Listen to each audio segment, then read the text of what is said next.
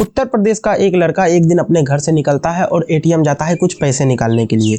लेकिन जब वो एटीएम से पैसे निकाल करके घर जाने के लिए आता है तो उसके सामने में एक ब्लैक कलर की कार आती है और पीछे से एक लड़का आके उसे कुछ सूंघा देता है और कार की डिक्की में उसे बंद कर देता है।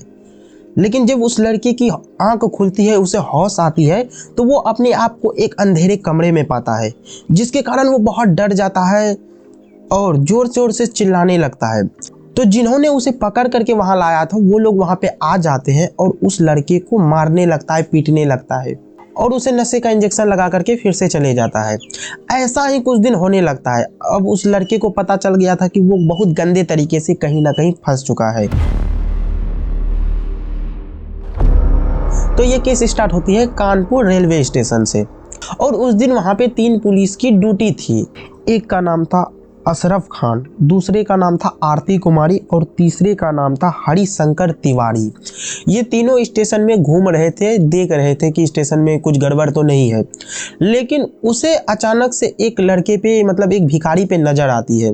वो अजीब कर रहा है, वो मतलब कचरे के डिब्बा से कुछ छाप रहा है जैसे कि उसे प्यास लगी हो। तो ये पुलिस ऑफिसर उसके पास जाता है, उन्हें पूछता है कि तुम्हें क्या चाहिए, तुम्हें क्या हुआ। तो बोलता है कि मुझे बहुत प्यास लगी है, मुझे पानी चाहिए। तो वो पुलिस ऑफिसर्स उन्हें पानी देता है। तो वो पानी पीने के बाद उन्हें बोलता है कि थैंक यू सर। ये सुनने के बाद पुलिस ऑफिसर्स को मतलब लगता है कि ये भिखारी इतना अच्छा से कैसे बोल लेता है, ये तो पढ़ा लिखा लग रहा है। तो पुलिस ऑफिसर्स उन्हें पूछने लगता है कि तुम मुझे बताओ, मतलब तुम कौन हो और यहाँ क्या कर रहे हो।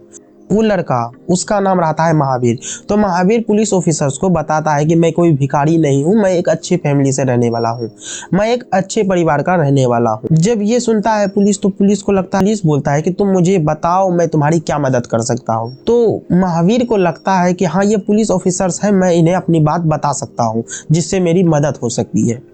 तो पुलिस ऑफिसर्स उन्हें वहां से अपने वही कानपुर स्टेशन में जो आरपीएफ का रेसिडेंट होता है वहाँ पे महावीर को ले जाया जाता है और उससे पूछा जाता है कि तुम कौन हो, बताओ तुम्हारे साथ क्या हुआ है। तो वो बताता है कि 26 जून 2022 को मैं अपने घर से एटीएम जाता हूँ रुपया निकालने के लिए।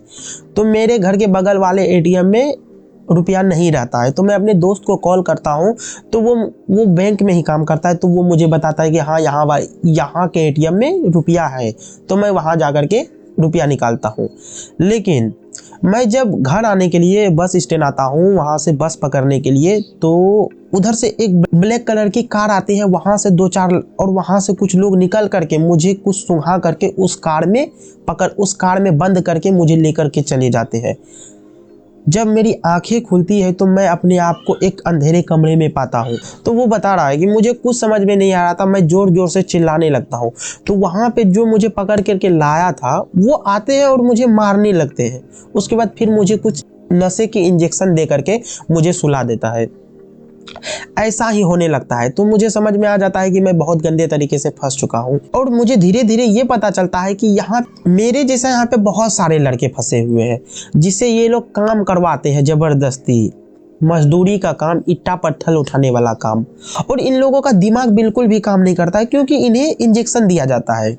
उस इंजेक्शन से इन्हें कुछ भी समझ में नहीं आता है कि इसे क्या करना है, नहीं करना है। बस इन्हें जो बोला जाता है ये वही करते हैं। लेकिन मुझे धीरे धीरे इस इंजेक्शन का नशा बहुत कम होने लगता है, ना के बराबर।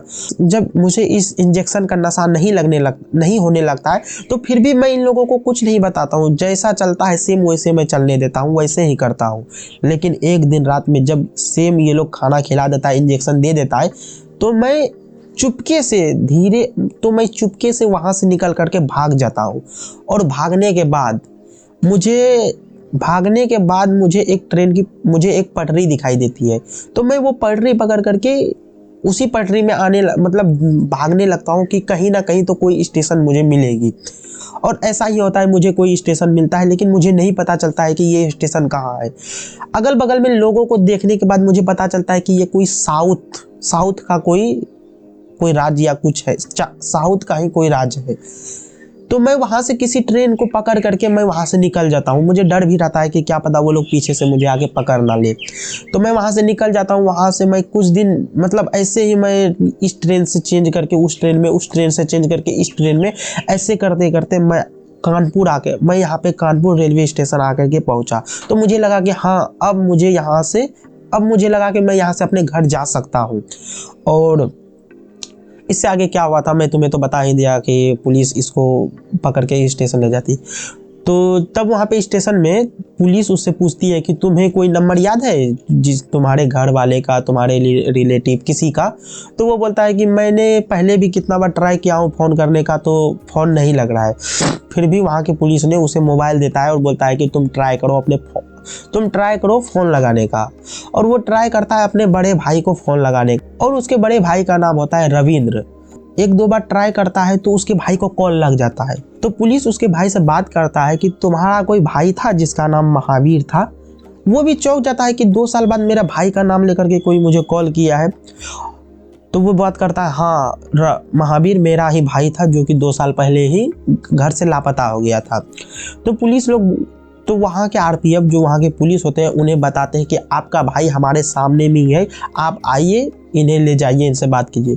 तो उसके भाई रविंद्र को विश्वास नहीं होता है, तो पुलिस लोग उसको वीडियो कॉल पे दिखाता है। तो वीडियो कॉल में दिखाने के बाद उसका भाई उतने अच्छे से पहचान नहीं पाता है, लेकिन जब वो रविंद्र अपने भाई महावीर से बात करता है तो वो पहचान जाता है कि हाँ ये मेरा भाई ही है, और रविंद्र पहचान जाता है। जिसके बाद पुलिस से वो पूछता है कि आप कहाँ पे हैं, हम वहीं पे आते हैं अपने फैमिली को लेकर के।